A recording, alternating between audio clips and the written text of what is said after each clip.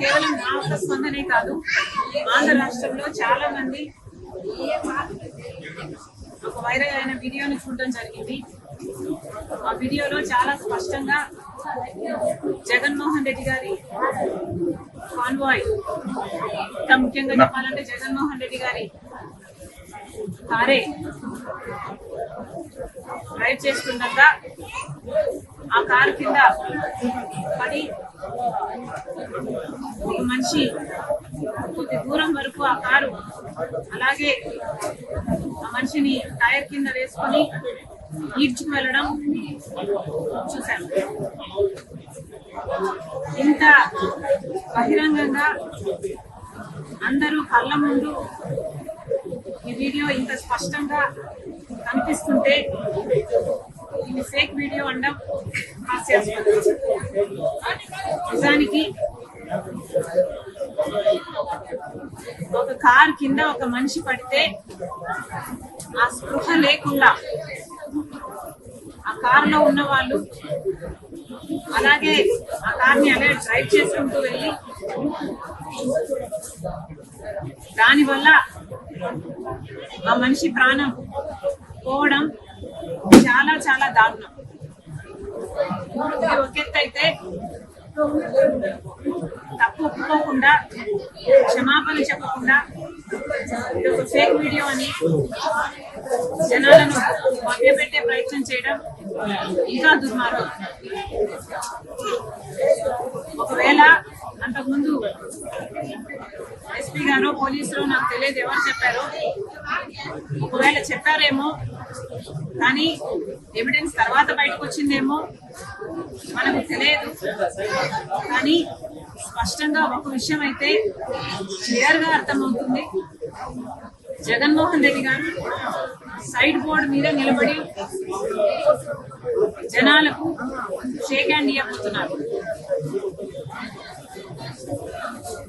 అసలు పర్మిషన్ ఉన్నది 3 కార్లకి 100 మంది జనానికి అయితే జగన్మోహన్ రెడ్డి గారి కాన్వాయ్ లోనే 50 కార్లు ఉన్నాయట. 1000 మందికి పైగానే జనం ఉన్నారంటున్నారు.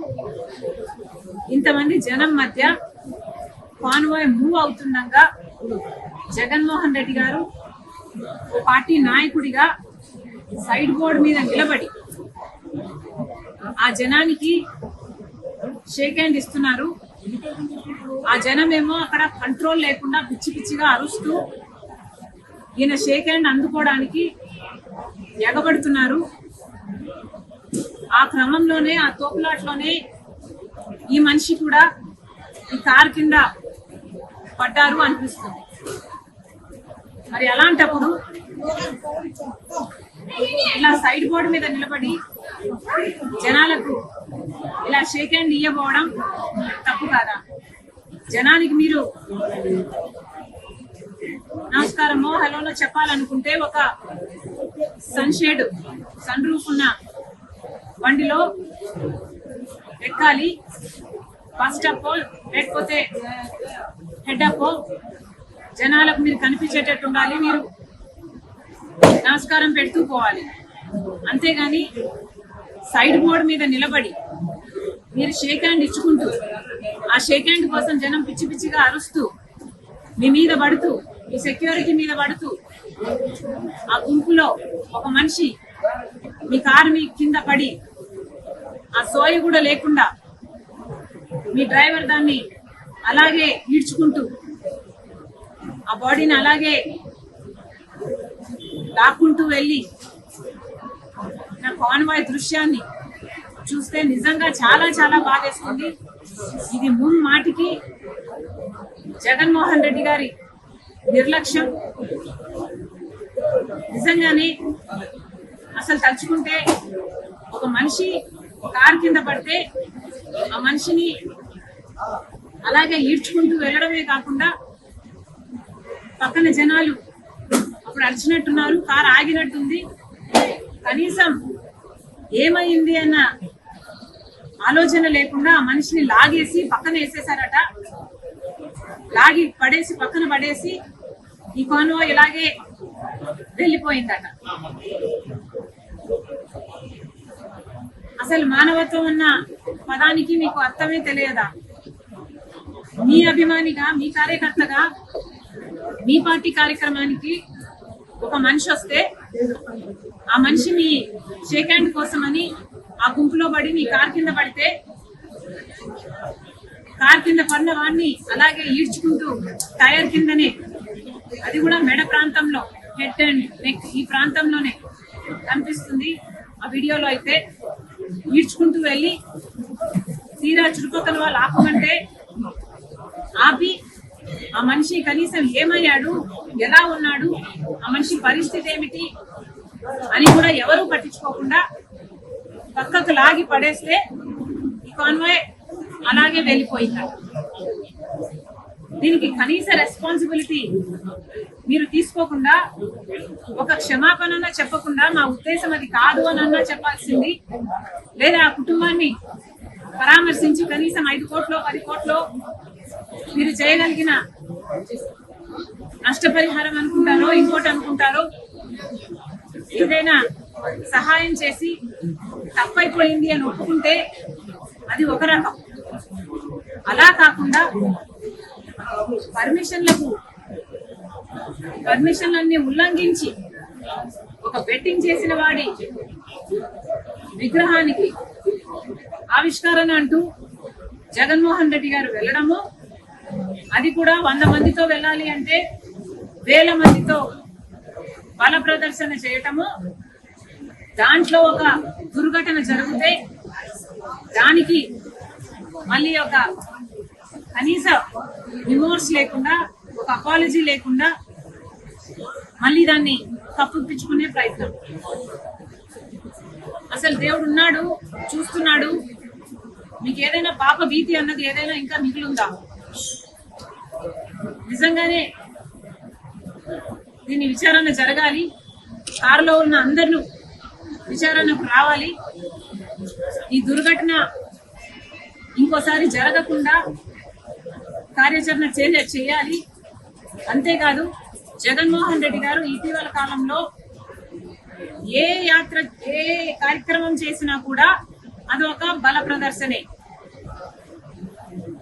ప్రజలందరికీ తెలుసు, జగన్మోహన్ రెడ్డి గారు 5 సంవత్సరాలు ముఖ్యమంత్రిగా ఉంటే 5 సంవత్సరాలలో ముఖ్యమంత్రిగా ఏ రోజు ప్రజల మధ్యకి రాలేదు. ప్రజలకు కాదు కదా, ఆయన నాయకులకి, ఆయన కార్యకర్తలకి 5 సంవత్సరాలు ఎక్కడా కనిపించలేదు జగన్మోహన్ రెడ్డి గారు. తీరా కుంభకర్ణుడు లాగా ఆఖరణ ఎలక్షన్లు 6 నెలలు ఉన్నాయనగా లేశారు. అప్పుడు సిద్ధం సభలకని బయలుదేరారు జగన్మోహన్ రెడ్డి గారు 5 సంవత్సరాలుగా ముఖ్యమంత్రిగా. ఇప్పుడు అధికారం కోల్పోయారో లేదో, ఇప్పుడు ప్రతిదానికి ఒక కార్యక్రమం, ఆఖరికి బెట్టింగ్ చేసి ఒకడు చచ్చిపోతే ఆయనకి విగ్రహం కట్టారట, ఆ విగ్రహ ఆవిష్కరణ కూడా జగన్మోహన్ రెడ్డి గారు వెళ్తున్నారట. మీరు ఏం చెప్పదలుచుకున్నారు? ఇలా ఏ కార్యక్రమం చేసినా అది ఒక జన సమీకరణ, బల ప్రదర్శన. కేవలం అందుకోసమే కార్యక్రమాలు పెట్టుకుంటున్నారు. ఇదేదో ప్రజల కోసం కొట్లాడడానికి కాదు, ప్రజల సమస్యల మీద పోరాటం చేయడానికి, అంతకంటే కాదు. నాకింత బలం ఉంది, నాకింత డబ్బు ఉంది, నేను ఇప్పటికీ జన సమీకరణ చేయగలను అని బల ప్రదర్శన చేసుకోవడానికి మాత్రమే ఈ కార్యక్రమాలను వాడుకుంటున్నారు. మళ్ళీ చెప్తున్నా, ఇది సరికాదు. పోలీసులు 100 మందితో పర్మిషన్ ఇస్తే మరి 100 మందితో అక్కడ 100 మందికి దాటినప్పుడు పోలీసులు ఎందుకు అనుమతి ఇచ్చారు? అసలు అక్కడ జన సమీకరణ జరుగుతుంది అని పోలీస్ ఇంటెలిజెన్స్ కు ముందే తెలియదా? ఇది ఒక బల ప్రదర్శన కార్యక్రమంలా మారుతుంది అన్న విషయం పోలీసులు ముందే తెలిసినప్పుడు వాళ్ళు 100 మందికే పర్మిషన్ ఇచ్చి 3 బండ్లకే పర్మిషన్ ఇస్తే ఇన్ని బండ్లు బయలుదేరుతుంటే మరి పోలీసులు ముందే ఎందుకు ఆపలేదు? ఎందుకు హౌస్ అరెస్ట్ చేయలేదు? అన్ని ఆంక్షలన్నీ మా మీద మాత్రమేనా? కాంగ్రెస్ పార్టీ ప్రజల పక్షాన్ని ఏదైనా పోరాటం చేస్తే విశాఖ స్టీల్స్ లో మేము దీక్ష దిగితే, ఆమరణ నిరాహార దీక్ష దిగితే దాన్ని భగ్నం చేస్తారు. లేదా మేము ఇంకొక సూపర్ 6 మీద పోరాటం చేయాలనుకుంటే హౌస్ అరెస్ట్ చేస్తారు. ఆంక్షల్ని కాంగ్రెస్ పార్టీకేనా? దత్తపుత్రుడైన జగన్మోహన్ రెడ్డి గారికి ఏ ఆంక్షలు ఉండవా? లేక జన సమీకరణ చేసినట్టు ప్రజలను కొనుక్కున్నట్టు పోలీసులు కూడా ఏమైనా కొనుక్కుంటున్నాడా? సో డబ్బుంటే ఏమైనా చేసుకోవచ్చా? ఏం చెప్పదలుచుకున్నారు? మరి ముఖ్యంగా ప్రభుత్వానికి, పోలీసులకు చెప్తున్నాము, ఇక మీదటైనా జగన్మోహన్ రెడ్డి గారి ఇలాంటి కార్యక్రమాలకు, ఈ బల ప్రదర్శనకు అనుమతి ఇవ్వకండి. ఇలా బల ప్రదర్శన కార్యక్రమాలు చేయటానికి కాదు రాజకీయాలు ఉన్నది. ఇలా జనం చచ్చిపోతే అది రాజకీయాలకు వాడుకోవడానికి కాదు రాజకీయాలు ఉన్నది. రాజకీయ నాయకులు అంటే ప్రజలకు సేవ చేయడానికి ఉండాలి. అధికారం ఉన్నప్పుడు 5 సంవత్సరాలు ఎప్పుడూ బయటికి రాలేదు, కానీ అధికారం పోయాక ఇప్పుడు ప్రతి సభ, ప్రతి కార్యక్రమంలో జన సమీకరణ, బల ప్రదర్శనే. వీళ్ళేం నాయకులండి?